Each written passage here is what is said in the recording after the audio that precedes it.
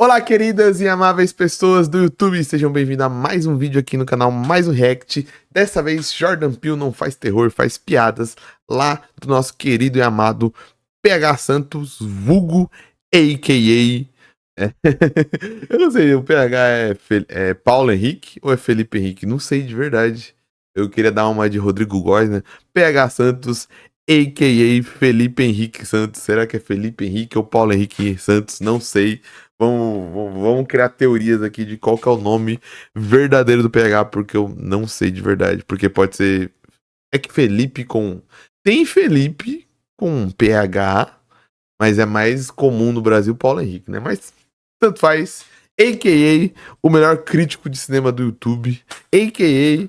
quem sabe o melhor crítico de cinema do Brasil. Falar um pouquinho e usar como desculpa esse react para falar sobre esse maravilhoso diretor que é o Jordan Peele e os seus filmes, né? Mas antes, se você quiser, você pode ajudar esse canal, a.k.a. meu canal, com apenas alguns milissegundos. E se você não conhece o Rodrigo Góes, você não está pegando referência, assista esse vídeo e depois vá direto no canal dele, porque é muito, muito, muito bom. Você pode se inscrever, pode curtir, pode comentar, pode compartilhar e me ajuda muito. É inscrito no canal? Curta, compartilhe. Não é inscrito? Considere se inscrever. Caiu aqui pela primeira vez, tá vendo meu rosto aqui no YouTube? Assista o vídeo. Se te agregar alguma coisa, se te ajudar a construir algum conhecimento, primeiro, ficarei muito feliz de coração. E segundo, considere se inscrever, me ajuda muito. E tem vídeo quase todo dia aqui nesse canal. E bora para o vídeo, chega de enrolação. Esse vídeo é mais uma conversa do que um ensaio, um texto denso, daqueles que eu costumo fazer. Ele é mais realmente um papo sobre algo que eu falei há muito tempo, mas eu percebi que nunca expliquei. Uma vez eu disse que o Jordan Peele faz os seus filmes como se fosse uma piada. Eu falei que Corra, à época, tem a estrutura inteira de uma piada. O filme, ele é uma grande piada, contendo pequenas piadas e cada segmento do filme se coloca dessa forma. Não é um sketch, não confunda. Não é no formato de gags, né? Ou seja, constrói aquela ceninha e vai embora dela. Não. Ele vai entrelaçando uma piada a outra, entrelaçando, e quando chega na piada final, ela faz inclusive referência a piadas que estavam no começo. E esse formato é o formato do stand-up. Por mais que o Jordan Peele venha das sketches, né? E aí, vou contextualizar, tá? Jordan Peele é esse diretor que eu adoro, muita gente gosta também, dirigiu Corra, Nós, Não Olhe, fez alguns episódios de Twilight Zone, e curiosamente a origem dele é na comédia, porque ele tem o canal Key and Peele, né, que tá no YouTube, você pode até ver vários desses clássicos aí da comédia. Eu acho fabuloso, eu revejo vários sketches, vários vídeos. O do Boné é um dos meus preferidos, o do nome também, do professor substituto, pronunciando. Nunca vi, eu vou ver depois. Eu sabia que o Jordan Peele vinha do humor.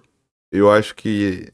Qual que é? É Saturday Night Live? Saturday... Não sei como fala. Aquele programa de humor antiguíssimo lá dos Estados Unidos que tá, tipo, há 30 mil temporadas. Ele já participou, não participou? Eu tô maluco. Sabia disso. Não sabia que ele tinha um canal no YouTube. Vou dar uma olhada depois. Será que tem legendado em PTBR? Que my English is very poor, my friend. I know que English is a language very important. I know Rodrigo Góes is very famous for speaking English in these videos. But my English is very, very poor, my friend. I need subtitles in PTBR. E agora essa gracinha que eu fiz provou que meu inglês é do Joel Santana, né? Nomes na sala de aula, nomes que são pronunciados ali. Enfim, eu não vou contar. Você assiste, tá? Mas enfim, aí surpreendeu que o Jordan Peele foi estrear no cinema e trouxe terror, trouxe suspense, trouxe horror, trouxe até um sci-fi bizarro, que é o Corra, que ainda tem elementos de horror, de terror, e fortes críticas sociais e tudo mais. Pois bem, esse lance de fortes críticas sociais, o comediante, o piadista, o humorista, quer que seja, já tem com ele, né? Já vem, é natural. O Key and Peele, ele é praticamente isso. Ele parte de uma premissa de que o humor é muito observacional, né? De, tipo, observar a realidade e fazer comentários em cima dele de várias maneiras, né? Pode ser numa maneira de stand-up, pode ser na maneira de sketch, pode ser na maneira de anedota, pode ser na maneira de causo, pode ser na maneira de piada, mas é engraçado como o humor tá sempre olhando pra realidade em que ele está inserido e fazendo críticas que a gente muitas vezes nem acha que é recente, né, do humor mais atual, mas que desde sempre estava ali, né, em tratar a sociedade que o humorista está observando. Que essa cidade é pequena demais para nós dois, sendo que são dois negros. E aí, a partir disso, faz vários estudos sociais demonstrando que ou talvez essa cidade não seja pequena demais, ou talvez às vezes essa cidade seja pequena demais, e aí traz praticamente um panorama inteiro de como dois negros podem interagir dentro desse cenário, né? Por isso que é maravilhoso, por isso que é perfeito, e são ideias quase que infinitas. Pois bem, o Corra vem debater diversas questões. Uma das questões principais é justamente esse negro que entra numa família de brancos e que não é bem como ele esperava, e eu também não preciso dar spoiler, porque você precisa assistir esse filme. E aí, agora vamos lá ao meu ponto, tá? O Corra, o Nós, o Não Olhe Menos, mas ainda assim também é a perfeita construção de uma piada. Piada é majoritariamente construção, antecipação e entrega. Que é a punchline, né? O punch, como muitos dizem. Enfim, o rap também é muito isso. E perceba que, beleza, isso é um 3 atos, isso é um começo, meio e fim. De fato é, não deixa de ser. Toda história é contada a partir da ideia de momento. E o momento tem começo do momento, né? O entreveiro do momento e o final desse momento. Só que, quando a gente trabalha a antecipação no meio, é que muda um pouco. Ou seja, a configuração, o cenário é definido, a antecipação, será que isso pode acontecer? É colocada. E muitas vezes essa antecipação é piada. Essa antecipação é o clímax. Em algumas piadas em algumas cenas de terror do Corra, essa antecipação é o clímax. Noutros é a punchline, né? Noutros é essa entrega. E aí o Corra, para que a gente lembre, ele faz exatamente isso de um ponto de vista macro, né? Então ele configura aquele cenário. Eu tava pensando aqui, e é louco que ele faz piada, ele faz terror com a piada, mas os momentos engraçados, muitas vezes são que ele faz de propósito engraçado, que é explicitamente engraçado, que é com segurança, que é amigo dele, tá sempre tratando de coisas absurdas. Como, por exemplo, tem a piada recorrente, que é com o amigo dele, que sempre que eu vejo esse ator, eu esqueci o nome dele, fazendo outro filme, eu lembro direto que é o negócio do sex slave, que é ele falando pro amigo dele, falando, mano, sai daí que eles vão te fazer de escravo sexual. E, tipo, é fazendo piada com um bagulho mega absurdo, tá ligado? Que é, tipo, a exploração, a escravidão, é, tipo, o uso do corpo. E é legal esse contraste também, né? Que os momentos de humor, eles são de horror. E os momentos de horror são baseados em humor. Não sei se fez sentido o que eu falei. Não sei se eu só tô brisando. Não sei se eu tô só querendo parecer inteligente. Mas eu pensei isso enquanto o PH tava falando. E eu sempre lembro desse... Cara, esses momentos são muito altos pra mim no filme. Que é a interação com o amigo dele, cara. É muito... Tudo é bom. O texto, o humor, a interpretação... Os momentos que vem essas interações com o amigo dele, ele fica falando sex slave. Um homem e uma mulher de cores diferentes, realidades diferentes também, eles estão se relacionando. Pronto. Configuração. O amigo faz uma antecipação. Cara, isso aí tem marmota. Isso, né? Diz, né? Isso aí tem marmota aí. Cuidado aí. E ele diz, não, tudo certo. Ainda tá na antecipação quando ele vai lá e começa a sentir uma certa estranheza. E aí entra o elemento de suspense nessa antecipação, que também é usado na piada. E finalmente, quando a gente descobre que tem um quê? Um pouco, não vou dizer sobrenatural, mas extranatural, não sei se faz sentido, é que a punchline, de fato, é construída. Então o filme inteiro, como eu disse lá na minha crítica muito tempo atrás, é uma piada. Porém, todas as cenas, praticamente todas as cenas vão começando a trabalhar esse estilo, né? Essa dinâmica narrativa. Todas as cenas, absolutamente todas as cenas. Então, ele configura, define mais ou menos o cenário. Ah, aqui tem uma casa, vamos pro nós, por exemplo. Tem uma pessoa do lado de fora, tem uma casa, a casa de vidro e etc. Configurei. Antecipa. Essa pessoa não pode entrar aqui. Entendi, essa pessoa não pode entrar aqui. A música já começa a subir, que é uma música que vai ser uma crítica, mas esse elemento consegue ultrapassar. E aí a punchline começa a ser definida, que é a música tá contando o que está acontecendo em cena e a música tá sendo a crítica. Então, se a gente leva pra uma construção de piada, a piada é a música. Mas se a gente coloca no ponto de vista de terror, horror, é a carnificina que tá ocorrendo ali. E aí as duas coisas entram em convergência e entregam a cena como um todo, e a cena literalmente descansa para que outra cena venha em seguida, e de fato vem, que faz de novo uma configuração, de novo uma antecipação, e de novo, pá, a entrega. O Nós é assim, o Corra também, né? O Corra eu precisaria de um pouco mais de spoilers pra falar isso, mas acredito que com esse panorama que eu tô trazendo, vocês já estão começando a enxergar um pouco esse estilo. Vou trazer aqui um livro do Jerry Seinfeld, tá?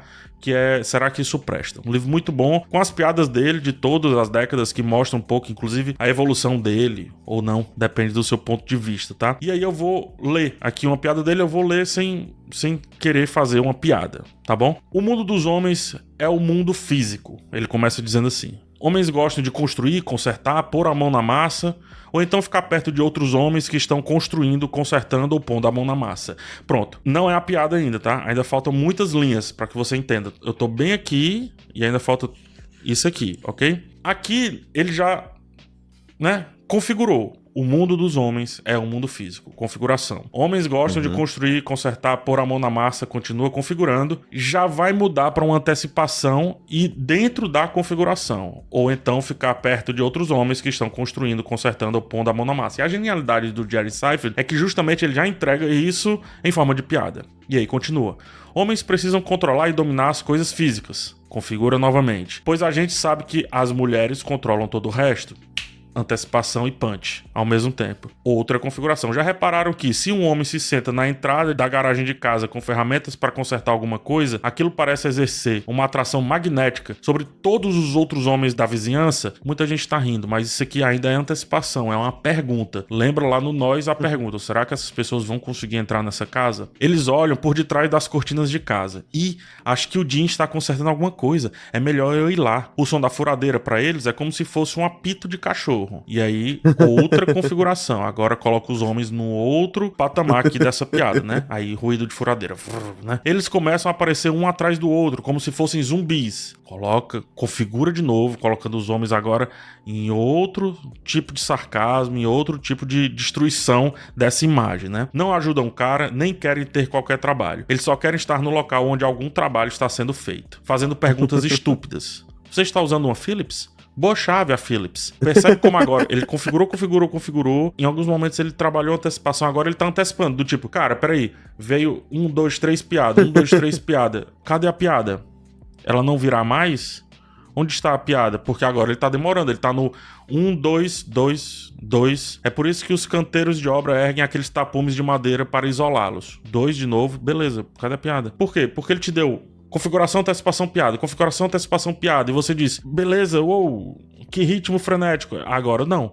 E aí ele configurou, antecipou e você diz, piada. Não. Não. Você tá dominado no meu ritmo narrativo. E aí, continuando.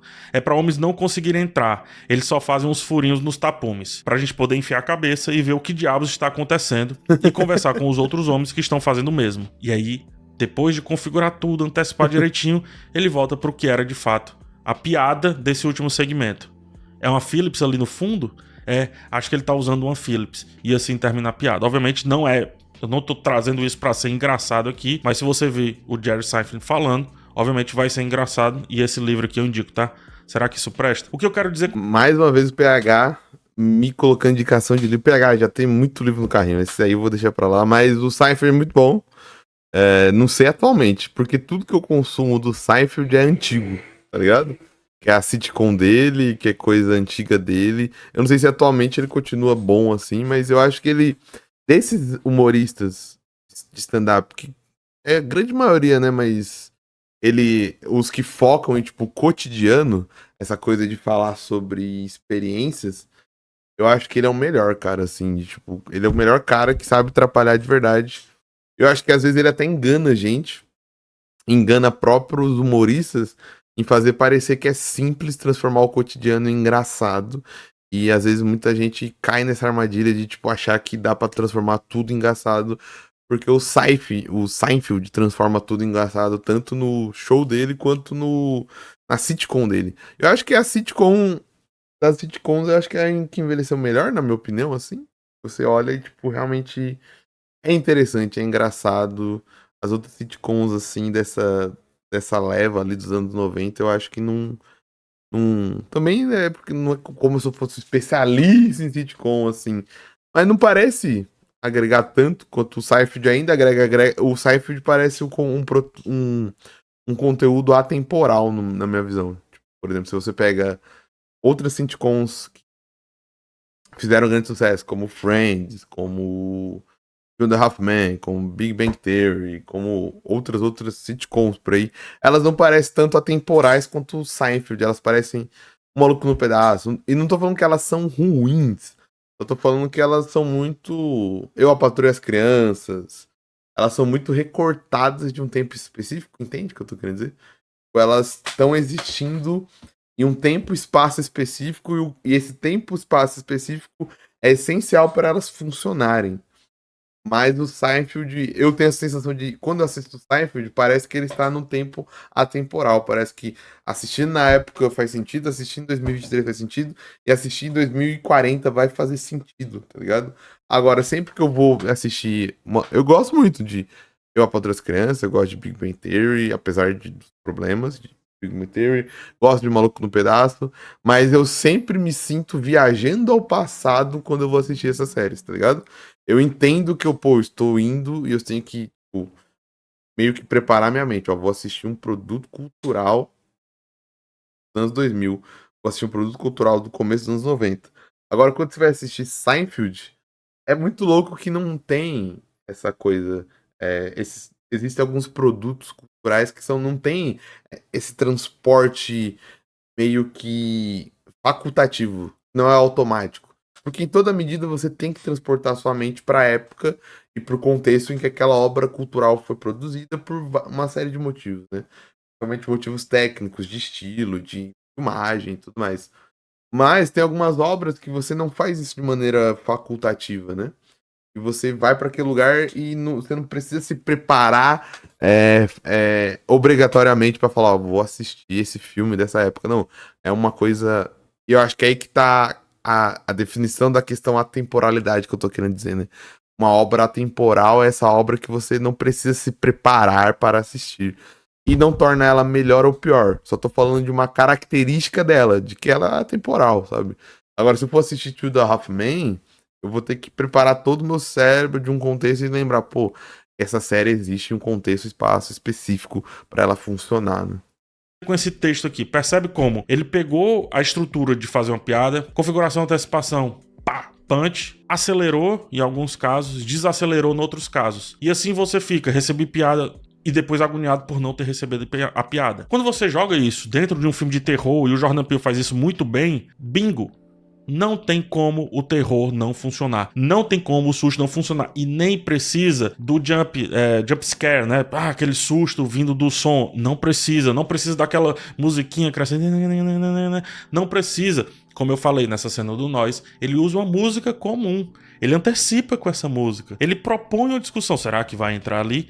E entra. E o punch é a união da carnificina com essa música.